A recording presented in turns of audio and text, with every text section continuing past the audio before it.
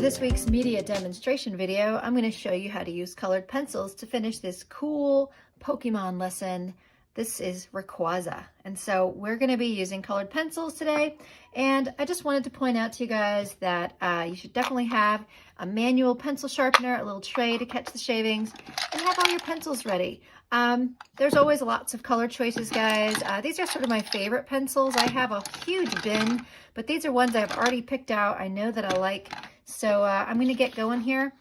You don't have to watch every single second. I'm going to be testing some colors out. I'm going to be working on some of the details in time lapse, so it goes by fast. But remember, guys, time lapse is a video and it's going fast, but you should be coloring slowly and carefully.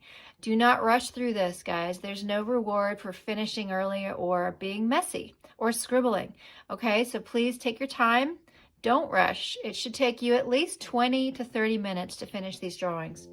All right, guys, let's go ahead and jump into time lapse, and I'll come back and do a conclusion. Here we go.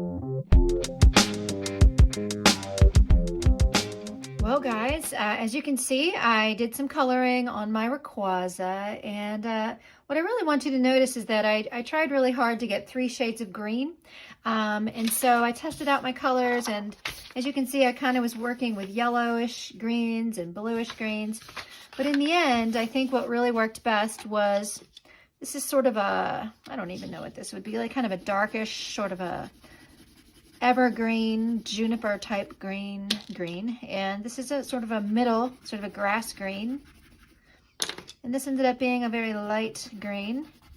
And so between those three, that's how I created this color. And I just want to make sure you guys saw what I did there, and I want to do it slowly right now to talk a little bit about it before we end the video. So first of all, make sure your pencils stay sharp enough to not, you know, break too much, but also not dig into the paper. And so, for example, if you noticed, I did some shading with this color green, and I did a couple of lines like this. This is called cross hatching, right? You probably saw that I did that in the drawing. And with this middle green color, sharpen it again, make sure it doesn't scratch the paper. You probably noticed that I went right over, right, what I did the first time. So do you see what I'm saying here, friends? And then I took my lightest color and I went over the whole thing with my lightest color.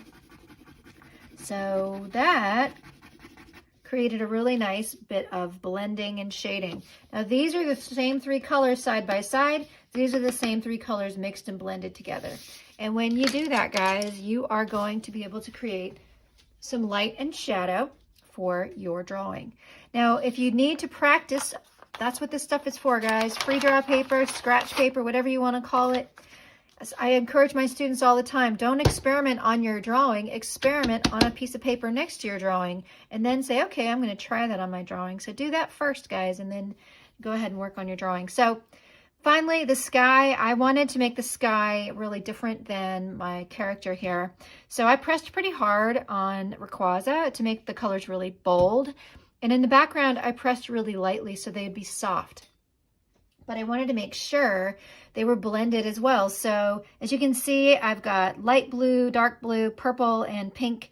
And I kept the darker shades at the bottom, just like I did on Rayquaza's body. I put the lighter shades at the top. And so when you do that, you're creating something called a gradient. And a gradient is also known as ombre. It's when you go from a dark to a light, just like you see here. That's ombre, that's a gradient. All means the same thing. All right, guys, that's it for today. I've already signed it here on the front. And as you can see, I put my initials. Your initials are the first letter of each of your names. And then, of course, the year, right? 2022. And so that's what I signed right here. You guys should put your initials, not my initials. So that's it for today, friends. I hope you had a good time. I know I did. I'll just see you next time.